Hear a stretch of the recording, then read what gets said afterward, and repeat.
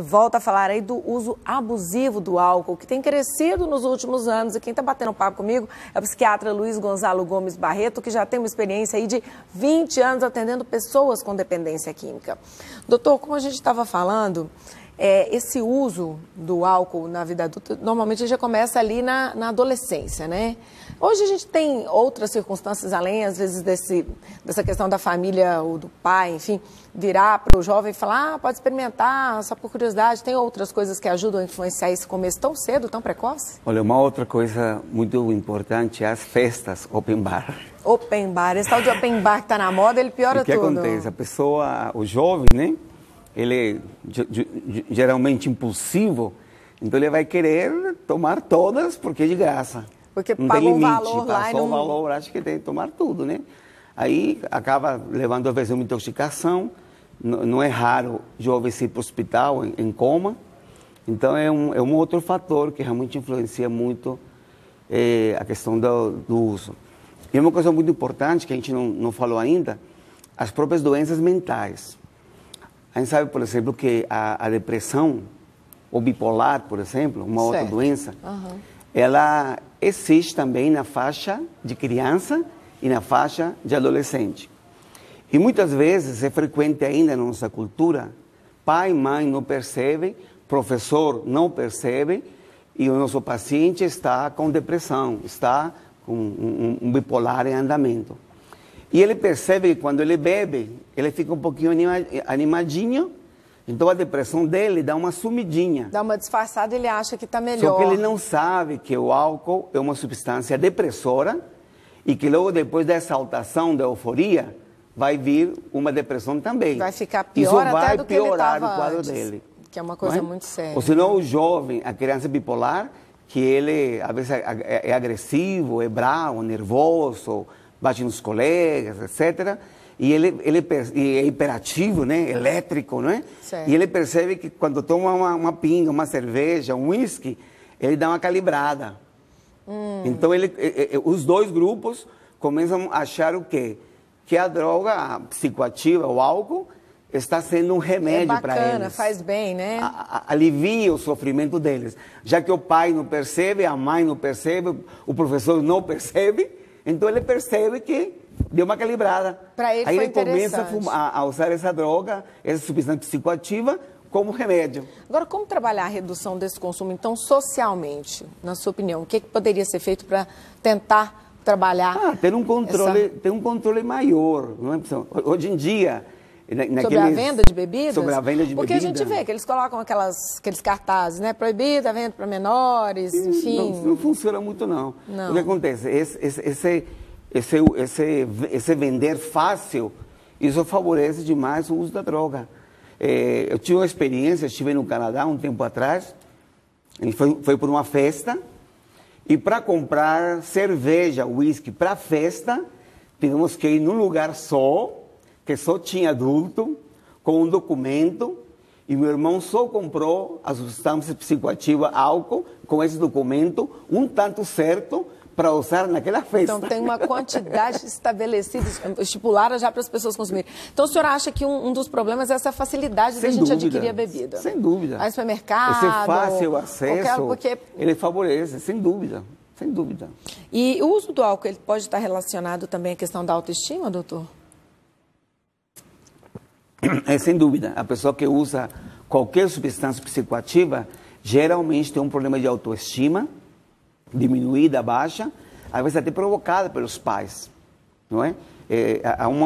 Hoje em dia, às vezes o pai corre demais, a mãe corre demais, fica por conta de uma babá, que às vezes até bebe também. Então, a criança... Ainda, né? Outra coisa, às vezes ela é agredida, você é burro, você não presta, você não vale nada, você não é capaz. Então, tudo isso vai abalando a autoestima da criança, do jovem, e isso às vezes favorece procurar o álcool, porque o álcool, pelo menos no início, aumenta a autoestima dele. Ele chega, às vezes, numa festa... Se sente mais poderoso, mais interessante. Ele dá conta de chegar nas meninas, dá conta de dançar. Que tira a timidez, né? Aquela trava. Eu digo assim que se nós dessemos cursos de como lidar com a timidez, para crianças, para jovens, para adultos, diminuiria. Nós diminuiremos muito o uso de substâncias psicoativas. É porque é verdade, as pessoas a gente observa que a maioria das pessoas que falam que vai para dançar, só começa a dançar depois que bebeu. É verdade. Se vai para um encontro, para eu me soltar, eu preciso beber alguma coisa, porque, né, aquela trava da timidez, então se a gente tivesse alguma coisa direcionada, é interessante essa questão, realmente. Diminuir o uso do álcool através de algum tipo de incentivo para trabalhar a questão da timidez, né? Agora, uma coisa que a gente observa na sociedade hoje é que a pessoa que não bebe, ela muitas vezes, assim, numa roda de amigos, muitas vezes ela passa por chata. Porque como boa parte ele está bebendo, bebe socialmente ou não, está achando que está socialmente, mas já está, né, bem na questão do alcoolismo. Mas é aquela pessoa que se recusa a beber, normalmente ela é tida como chata. Pois é, mas se ela estiver bem resolvida, ela não importa com isso. Entendeu? Se ela estiver bem consigo mesmo. Se estiver, mas às vezes acaba assim, ficando chato, porque às vezes as pessoas começam a falar muito, porque normalmente é minoria. O que não bebe numa turma, normalmente é a minoria. O motorista da rodada, quando é assim, é legal. Eles acham bom enquanto é o motorista. Mas às vezes, na hora que está ali, fica, não, mas você não vai beber nada. Nossa, mas que chato, todo mundo está bebendo, você não. É uma inversão de valores, não é? Mas eu acho assim, muito a postura da pessoa. Uma vez eu fiz uma brincadeira, o pessoal estava em cima de mim numa festa para que eu bebesse, que eu não bebo nada, não é? Aí o pessoal estava muito insistente. Aí eu peguei e falei, se vocês me derem agora cocaína ou maconha, eu prefiro.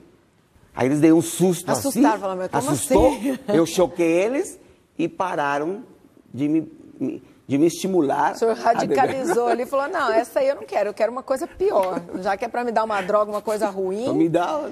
Então, assim, depende muito da nossa postura. A postura se ela estiver bem consigo mesmo, estiver resolvido, estiver com sua autoestima boa, ele enfrenta as situações. Recentemente a gente viu a aprovação. Realmente não é fácil, não. Não é, a gente vê que todo né? quanto é lugar, você vai numa festa, num casamento, em todo lugar tem droga. Então é complicado a pessoa ficar livre da droga, mas a pessoa tem que ter postura, como tudo na vida. Verdade. Recentemente a gente teve a aprovação da lei aí que aprova a internação involuntária, né? Na sua opinião, essa internação, ela é válida? É válida, sim. Por quê? Porque muitas vezes quando a pessoa está usando droga, ela está tão confusa, ela está tão num surto psicótico, psiquiátrico, que ela não consegue tomar uma decisão por conta própria. Elas estão tão no fundo da fossa, né? O pessoal fala fundo do poço, que ela precisa ser direcionada, mesmo que forçada. Ser ajudada, ser forçada. Eu trabalho com isso, nós temos uma clínica de internação. O senhor trabalha com isso há 20 anos, né? Nós temos uma clínica de internação e a gente vê muito isso aí. A maioria dos meus pacientes são involuntários. É a família que internou. Então, o que eu percebo? Que depois da internação, um dia, 2 dias, a pessoa fala assim, nossa, doutor, que bom que minha mãe me internou. Que bom que meu pai me internou. No começo... Porque realmente eu não estava dando conta e eu não conseguia pedir ajuda. No começo é realmente bem difícil, mas passados aí, como o senhor colocou, uns 2, 3 dias, a pessoa começa a... Tem um paciente que ele falou para mim assim, doutor, eu precipitei a minha internação. Eu falei, como que você precipitou? Eu não dava conta de pedir ajuda para minha mãe, então o que eu fiz? Eu fui começar a usar crack embaixo da janela onde ela conseguia ficar. Então, eu fumando crack, ela cheirou o crack, ficou indignada, aí chamou uma equipe para me internar. Mas foi a forma, eu não dava conta de falar, mãe me ajuda, mãe me interna. Tem gente que tem essa dificuldade. Então, sem dúvida, vai ajudar, sem dúvida vai ajudar. Geralmente, a pessoa, quando ela entra, né, vai ser internada dessa forma involuntária, forçada, esse tratamento para ela sair dessa situação, ela dá uma desintoxicada, demora mais ou menos quanto tempo? É variável, de 3 a 6 meses, depende muito da pessoa. Não é uma coisa muito... A pessoa tem que estar preparada para passar uma boa temporada ali. Então, nós temos um problema que agora a lei limitou a internação involuntária para 3 meses, não é? Tem pessoas que com 3 meses não estão prontas para ir para a rua. Às vezes está no crack, está na cocaína, no álcool, sério. Então precisa de mais tempo para a internação. Agora, a pessoa que ela tem essa predisposição, essa questão genética, apenas uma vez que ela experimentar, ela já vai desencadear um processo complicado no organismo? Não, desencadeia, mas assim, leva tempo para a gente poder falar que ela é dependente. Entendeu? Então, por exemplo, se ela experimentar só uma vez, não dá ainda para saber se ela vai ficar realmente... Não. Às vezes demora, a compulsão demora. E tem gente que às vezes pode, por várias vezes, entrar em contato com algum tipo de substância dessas psicoativas, enfim, e aquilo não causar nenhum tipo de dependência. Tem gente que fuma, sei lá, 10 anos, ela fala, não, hoje eu não quero fumar mais, não fuma e não sente falta nenhuma. É a genética que eu falei. É muito importante, não é? Eu ver na minha família... pai, mãe, irmãos, tios, avós, alguém usa droga ou alguém tem um quadro psiquiátrico, então, opa, eu sou uma pessoa de risco de me tornar dependente químico um dia. Tá certo. Dr. Luiz Gonzalo Gomes Barreto, que é psiquiatra, esteve aqui com a gente tirando algumas dúvidas e falando um pouco aí dessa questão do alcoolismo e do vício aí com outras substâncias psicoativas que destroem só a vida da gente e a nossa saúde, né, doutor? Sem Até dúvida. porque o nome não é droga à toa, não é mesmo? É verdade. Muito obrigada. Uma ótima tarde para o senhor. Obrigado. A gente vai para o intervalo.